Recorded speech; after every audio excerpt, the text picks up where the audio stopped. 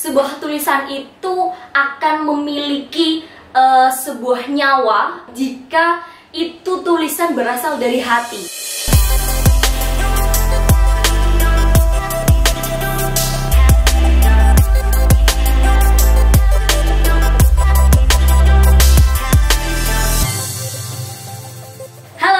Juara, balik lagi sama aku Nari Muftihah di Arena Lomba, berbagi informasi untuk Indonesia berprestasi. Apa kabar sahabat juara? Bagaimana prestasi kamu sampai hari ini? Semoga sudah semakin lebih baik ya. Dan sebelum melanjutkan video kali ini, jangan lupa untuk like, komen, dan subscribe. Dan juga jangan lupa untuk tekan loncengnya, biar kamu gak ketinggalan info terbaru dari Arena Lomba. Karena Arena Lomba akan terus memberikan informasi yang positif buat sahabat juara semuanya. Oke, langsung aja ya.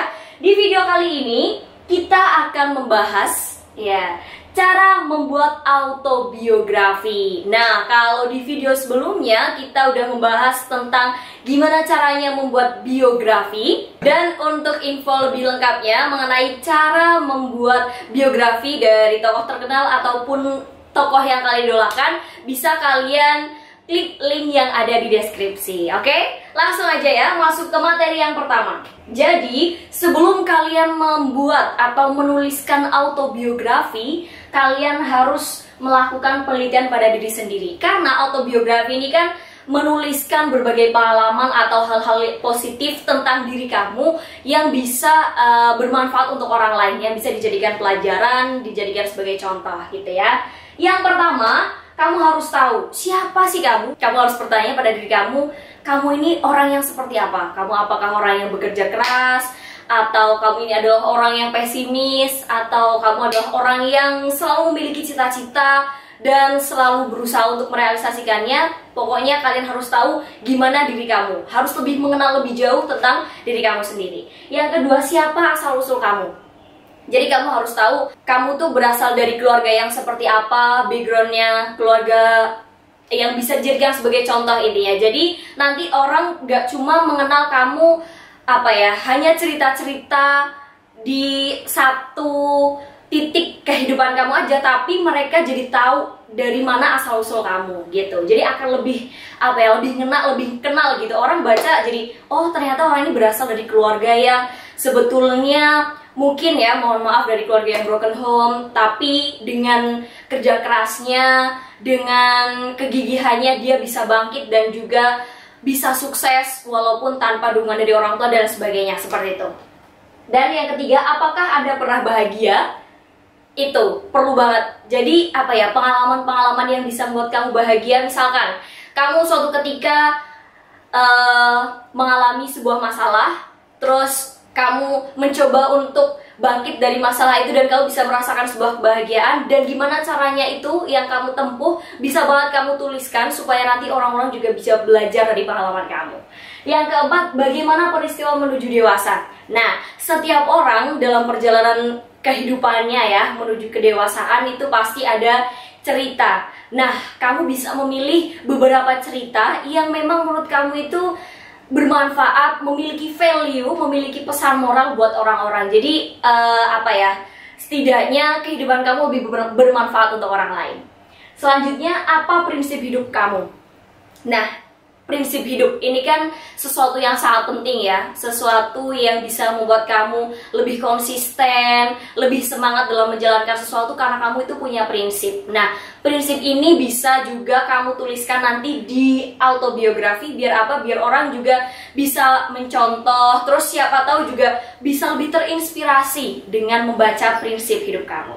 Selanjutnya, tentukan Anda akan menjadi sosok yang seperti apa di dalam cerita ini. Jadi kamu harus tahu kamu nulis di sini tuh kamu mau jadi apa sih di tulisan ini. Kamu mau menceritakan diri kamu menjadi seorang yang berhahaha, hanya menceritakan gimana sih caranya bahagia, atau kamu ingin menceritakan bahwa kamu ini adalah sosok seorang yang pekerja keras, orang yang benar-benar gigih dalam melakukan sesuatu hal. Nah, ini didapatkan dari hal yang tadi kamu mengenal diri kamu sendiri. Jadi kamu bisa menceritakan kamu bisa menentukan kamu jadi seperti apa di cerita ini. Jadi orang nanti nggak bingung ini sebenarnya orang seperti apa sih gitu. Orang yang mereka membaca itu nggak bingung menentukan oh ternyata ini orangnya seperti ini, memiliki karakter yang demikian begitu, jadi nggak bingung karena kamu udah punya poinnya. Aku mau menceritakan bahwa aku adalah orang yang religius misalkan, atau aku ingin memberikan berbagai macam motivasi dari pengalaman hidup yang pernah aku lalui, seperti itu misalnya. Kemudian ceritakan pengalaman yang berhubungan dengan hal itu. Nah, ya misalkan ingin menceritakan bahwa aku adalah seorang yang bisa menginspirasi banyak orang. Nah, gimana sih kamu bisa menginspirasi orang lain? Pengalaman-pengalaman yang sudah pernah kamu lalui bisa diceritakan di autobiografi ini, biar orang juga lebih jelas karena sudah ada cerita yang nyata, begitu. Selanjutnya, yang ketiga, tentukan orang-orang yang berpengaruh dalam hidup kamu. Pastinya ya, dalam menjalani kehidupan, dalam mencapai sebuah kesuksesan, seseorang tidak bisa berdiri sendiri, tidak bisa mencapai kesuksesannya itu dengan dirinya sendiri, tapi ada orang-orang di belakang, ada orang-orang yang senantiasa mendukung, mensupport, memberikan segala kemampuan mereka, entah itu doa, entah itu berupa finansial dan sebagainya. Pasti ada orang-orang yang berperan. Aku yakin banget itu, karena ya namanya manusia, makhluk sosial, nggak bisa hidup sendiri, harus memerlukan bantuan dari orang lain. Nah, kamu bisa menceritakan siapa saja orang-orang yang berpengaruh dalam hidup kamu, yang bisa membantu kamu mungkin bangkit dari keterpurukan, yang bisa membantu kamu untuk mencapai kesuksesan. Kamu ceritakan di situ.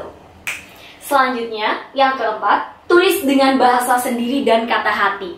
Nah, sebuah tulisan itu akan memiliki sebuah nyawa, akan memiliki rasa ketika dibaca oleh seseorang jika itu tulisan berasal dari hati. Ketika si penulis itu menuliskan kata per katanya dari hati, maka si pembaca nantinya pada saat membaca itu akan juga merasakan hatinya juga akan ikut bergetar karena itu tulisan berasal dari hati. Jadi sang pembaca itu juga akan merasakan hatinya itu terkoyak gitu misalkan, karena ceritanya itu benar-benar dibuat, grafiknya itu naik turun gitu misalnya. Jadi orang itu akan lebih terkesan karena tulisannya itu dari hati gitu. Jadi jangan jangan terbiasa dengan plagiasi gitu, meniru. Ya boleh meniru gaya bahasa seorang dalam menulis, tapi harus percaya diri dengan diri kamu sendiri gitu loh. Jadi kamu punya ciri khas dengan dirimu sendiri. Jangan terlalu mengikuti atau jangan terlalu ngekor gitu istilahnya ya dari karya orang lain gitu, sahabat Jara. Selanjutnya, yang kelima, ada tuliskan dengan jujur meskipun itu negatif. Ya, ini penting banget. Pengalaman hidup gak selamanya positif ya, karena ya namanya manusia tidak terlepas dari yang namanya kesalahan ya kan, sahabat Juara. Makanya walaupun itu pengalaman yang negatif, boleh kamu ceritakan di situ. Karena apa? Kamu tidak hanya mencantumkan pengalaman negatif itu, tapi kamu harus mencantumkan gimana caranya kamu mengatasi hal negatif itu sehingga menjadi sesuatu hal yang positif. Jadi orang bisa belajar, oh ternyata kalau melakukan hal yang seperti dituliskan oleh si penulis itu negatif, tapi ada cara tersendiri untuk mengatasi hal itu supaya bisa menjadi suatu hal yang positif. Begitu.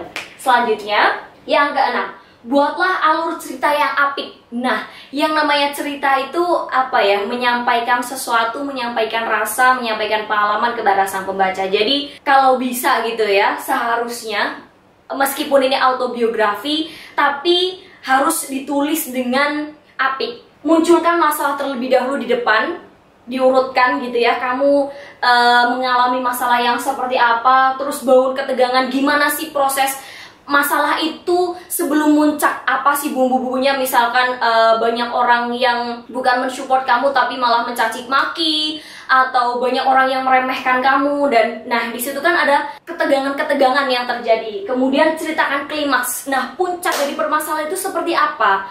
Jadi gimana sih puncaknya masalah, dan diakhiri solusi yang tepat. Nah, setelah kamu mengalami masalah yang begitu berat, ceritakan solusi yang kamu lakukan supaya masalah itu bisa selesai gitu. Jadi orang gak hanya cuma melihat orang ini punya banyak masalah terus kemudian soalnya seperti ini, tapi dibuat dramatis gitu. Jadi orang akan lebih terkesan saat membaca tulisan kamu.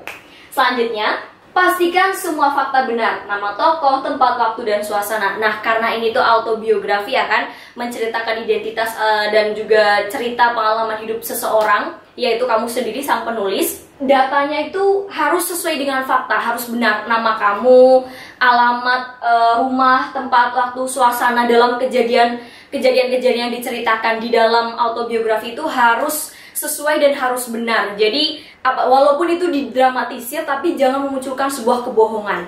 Itu intinya.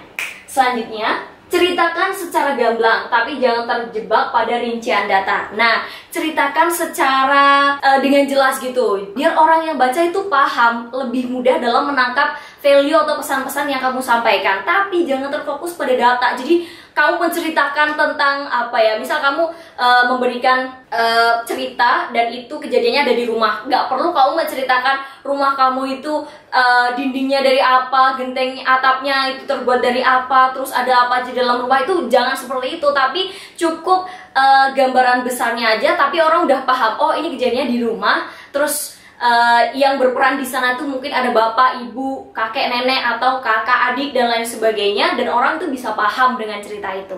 Intinya seperti itu.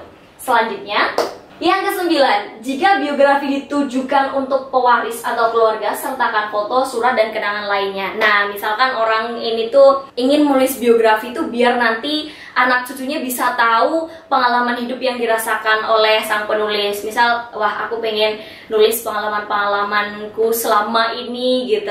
Bagaimana caranya aku mencapai kesuksesan biar nanti anak cucuku bisa mengikuti jejakku, bisa mengambil nilai positif dari kehidupan yang sudah aku lalui. Misalnya seperti itu. Nah, biar lebih mengenal gitu, karena mungkin anak cucunya udah keburu nggak bertemu gitu kan dengan sang penulis gitu, bisa banget disertakan foto atau surat dan kenangan lainnya di dalam buku itu. Dan yang terakhir, cara membuat autobiografi yang ke-10, menyunting tulisan agar menjadi lebih baik. Nah, setelah isi atau autobiografi itu ditulis rampung, udah selesai, perlu banget kamu baca ulang, dibaca lagi. Siapa tahu ya biasanya terdapat kesalahan mungkin dalam penulisannya, kalimatnya ada yang belum bisa dipahami, atau mungkin ada kalimat-kalimat yang belum sinkron antara paragraf 1 dan paragraf kedua. Tiba-tiba, loh ini kejadian masa SMP kok tiba-tiba paragraf kedua udah masa kuliah, masa SMA-nya di mana, mungkin seperti itu. Jadi dilihat lagi, dibaca lagi, disunting biar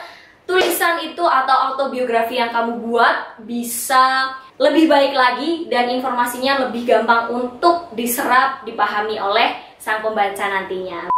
Begitu sahabat juara, terima kasih sudah menonton video ini, semoga bermanfaat dan bye-bye.